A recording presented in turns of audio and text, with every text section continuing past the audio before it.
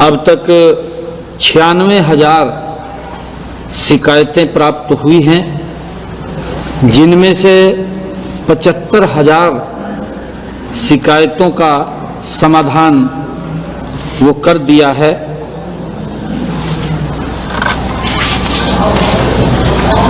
जिससे आमजन को इससे बड़ी राहत मिल रही है, क्योंकि जब मैं लोगों की बात को सुनता हूं तो लोग भी इस बात की चर्चा करते हैं कि ये जो समाधान शिविर लगे हैं ये कंटिन्यूटी में रहें, इससे लोगों को एक बड़ा लाभ मिल रहा है और उससे हरियाणा प्रदेश के लोगों को लाभ मिल रहा है। उनकी कोई भी समस्या है उसका समाधान अधिकारी कर रहे हैं। हमने ये कहा है कि उसके अंदर किसी प्रकार की कोई कोताही ना बरती जाए, लोगों को समय रहते उन समस्याओं का समाधान मिले, इस बात के आदेश दिए गए हैं। मैं माननीय प्रधानमंत्री नरेंद्र मोदी जी का भी धन्यवाद करता हूं कि उन्होंने प्रधानमंत्री आवास योजना ग्रामीण पिछले बजट के अंदर 3 गुना ज़्यादा वो बढ़ाया था, उसको 5 साल के लिए और कंटिन्यूटी में आगे बढ़ाया है। मुझे ये बात आप लोगों को बताते हुए कि हरियाणा प्रदेश के अंदर जो पिछली पेंडेंसी थी लगभग वो 77,000 की थी। 77,000 लोगों की वो पेंडेंसी को इसी बजट ईयर के अंदर पूरा कर लिया जाएगा, उसके पैसे आ जाएंगे। ये आदरणीय मोदी जी की जो प्रधानमंत्री आवास योजना के तहत ये नीति है, उसका लाभ लोगों को नीचे मिलेगा।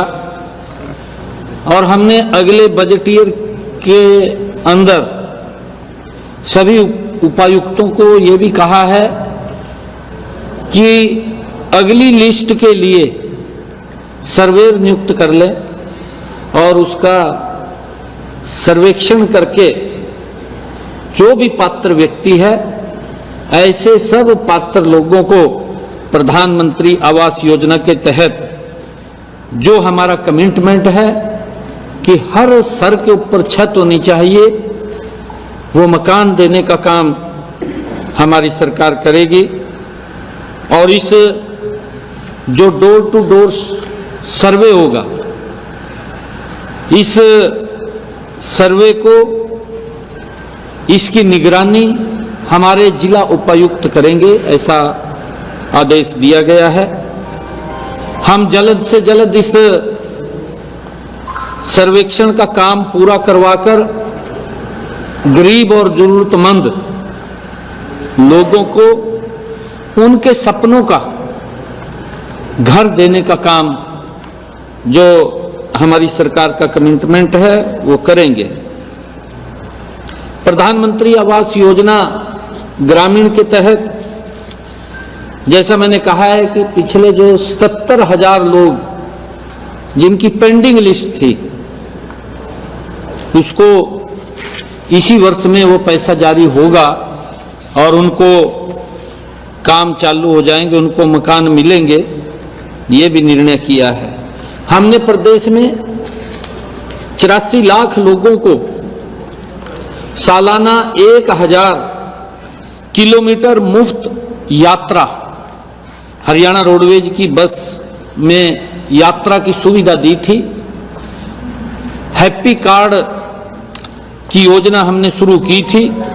अभी तक हरियाणा प्रदेश के अंदर ऐसे 20 लाख परिवारों को हमने चिन्हित किया है कि उनको हैप्पी कार्ड बन गए हैं, जिलों में भेज दिए गए हैं। इनमें से लगभग 17 लाख लोग परिवारों को ये हैप्पी कार्ड वितरित किए जा चुके हैं। आज मैंने शेष बचे सभी ऐसे परिवार उनको हैप्पी कार्ड वितरित करने के भी निर्देश दिए हैं ताकि किसी भी गरीब को आने जाने में दिक्कत का सामना न करना पड़े। हमारी सरकार की योजना है। हमने ये भी निर्णय दिया है, ये आदेश दिए हैं, आदरणीय प्रधानमंत्री जी ने पिछले दिनों अमृत सरोवर योजना वो चलाई थी और उस योजना के तहत लगभग 2000 अमृत सरोवर हरियाणा में बनकर के तैयार हुए हैं। अब हमने आगे और ये आज सभी उपायुक्त महोदयों को इस बात के लिए कहा है कि इस वर्ष अमृत सरोवर योजना के तहत हर जिला में 100 यानी प्रदेश में 2200 और हमने निर्णय लिया है कि इन तालाबों की खुदाई और जो गाद मट्टी का काम उसमें जो करेंगे वो मनरेगा के हमारे मजदूरों से कराया जाएगा, ये भी निर्णय किया है। आदरणीय प्रधानमंत्री जी ने जब भगवान श्री राम के भव्य दिव्य मंदिर का उद्घाटन हुआ था, उस समय आदरणीय प्रधानमंत्री जी ने प्रधानमंत्री सूर्य घर मुफ्त बिजली योजना उसका वहन किया था। हमने ये निर्णय लिया था पिछले दिनों कि जो पात्र व्यक्ति हैं, ऐसे पात्र लोगों की छतों के ऊपर 2 किलोवाट का सोलर पैनल लगेगा। हमने 1 लाख का सोलर पैनल लगाने का लक्ष्य इस वर्ष में रखा है और अब तक 11,144 घरों की छतों के ऊपर 2 किलोवाट का सोलर पैनल लगाए जा चुके हैं और जो शेष बचे हैं उसको तीव्र गति से लगाने का काम छतों के ऊपर घरों की सोलर सिस्टम के आदेश भी जारी किए हैं। हमने सीएम विंडो के ऊपर जो लोग शिकायतें देते हैं, 13,50,000 शिकायतें सीएम विंडो के ऊपर प्राप्त हुई हैं। इनमें से 12,50,000 शिकायतों का समाधान किया जा चुका है। आज मैंने शेष शिकायतों का भी जल्द समाधान करने का आदेश सभी उपायुक्त महोदयों से किया है। गत 26 दिसंबर को हुई ओलावृष्टि और भारी बारिश से हुए नुकसान की भरपाई के लिए 7 जिलों महेंद्रगढ़, रेवाड़ी, चरखी दादरी, फतेहाबाद, गुरुग्राम, हिसार व पलवल जिलों के किसानों को मुआवजे के लिए गिरदावरी का काम जल्द से जल्द निपटाने के आदेश भी आज जारी किए हैं। प्रदेश में स्वच्छता अभियान चल रहा है। उपायुक्तों को इस बात के भी आदेश दिए गए हैं कि इस स्वच्छता पखवाड़े में आम नागरिकों को, एनजीओज को, उन सब को शामिल करते हुए हम स्वच्छता अभियान गति से चलाएं। अपने ऑफिसों को अंदर भी स्वच्छता अभियान चले ताकि वहां पर भी कोई कचरा ना हो, उसके लिए गति से काम करने के आदेश दिए गए हैं। हमने ग्राम पंचायतों को में 3,116 कचरा प्रबंधन शेड बनाने की स्वीकृति दी है। साथ ही 1,08,144 गड्ढे बनाए जाने का भी निर्णय किया है, खाद के गड्ढे, और इसके अलावा 20,220 सामुदायिक गड्ढे भी बनाए जाने हैं। इसके लिए हमने ग्राम पंचायतों के लक्ष्य तय कर दिए हैं। हमने अपने संकल्प पत्र में अभी चुनावों के अंदर जो हमने बात कही थी, हर गांव में ई पुस्तकालय खोलने का संकल्प लिया है। आज सभी उपायुक्त को इसके लिए जल्द से जल्द सार्वजनिक भवनों की पहचान करने के भी निर्देश जारी किए हैं।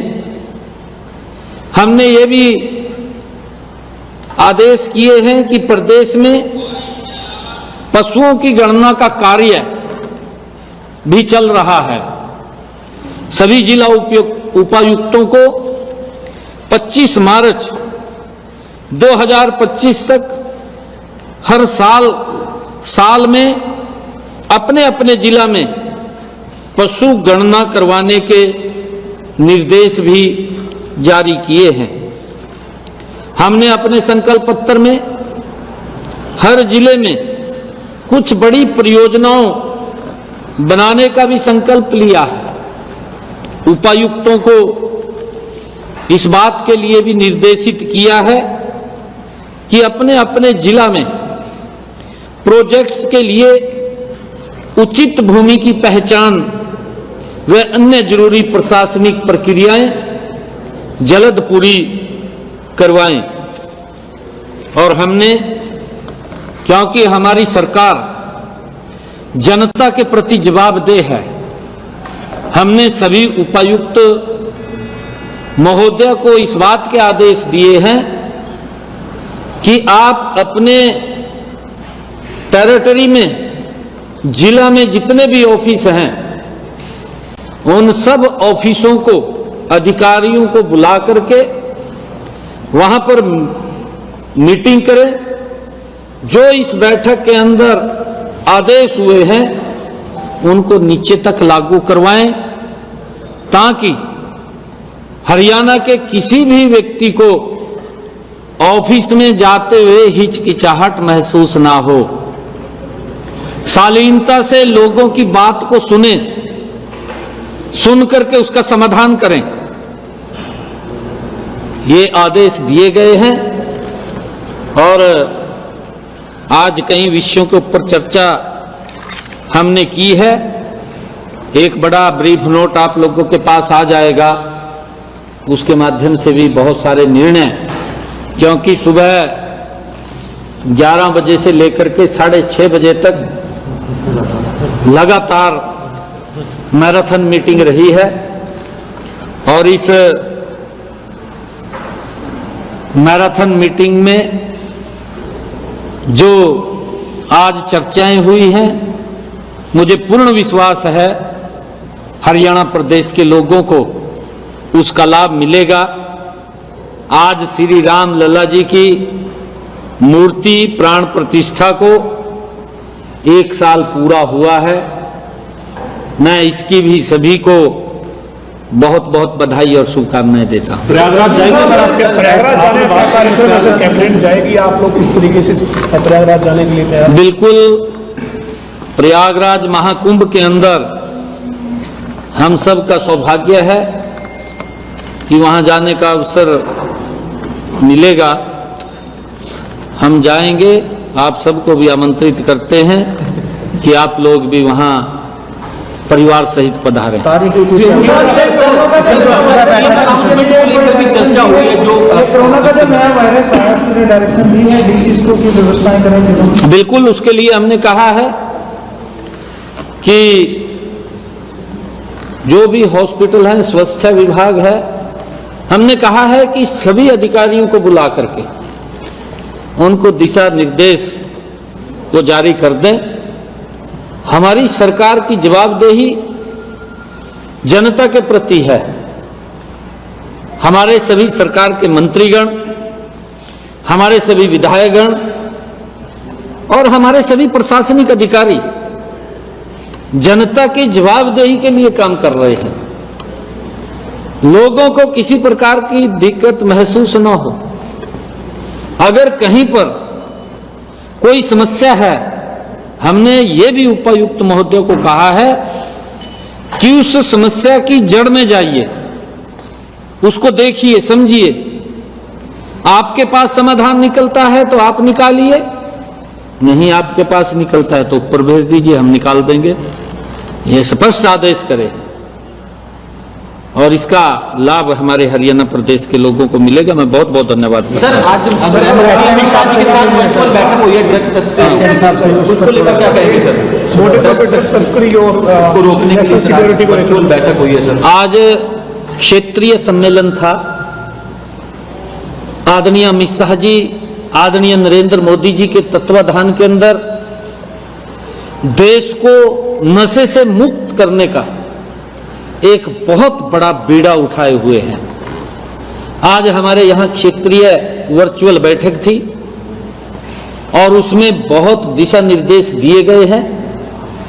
हमने भी ये कल बैठक के अंदर भी इस नशे के ऊपर, इसकी कमर को तोड़ने के लिए हमने आधा घंटा लगभग कल की बैठक में भी सभी उपायुक्त महोदयों से चर्चा की है।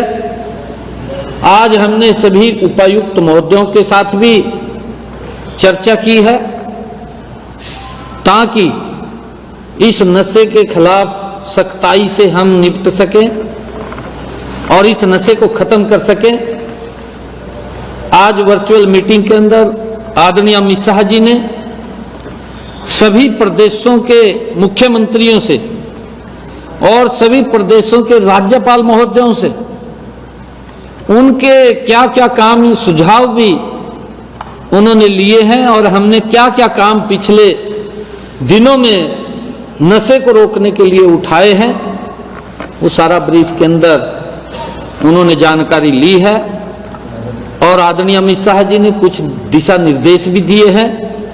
हम उसको कड़ाई से लागू करते हुए इस नशे को हरियाणा से खत्म करने का काम आदरणीय अमित शाह जी ने जो दिशा निर्देश दिए हम पूरा करेंगे। आदरणीय प्रधानमंत्री जी का जो एक विजन है, आदरणीय नरेंद्र मोदी जी ने जो दिशा निर्देश दिए हैं, कहा है कि पूरे भारत को हमने नशे से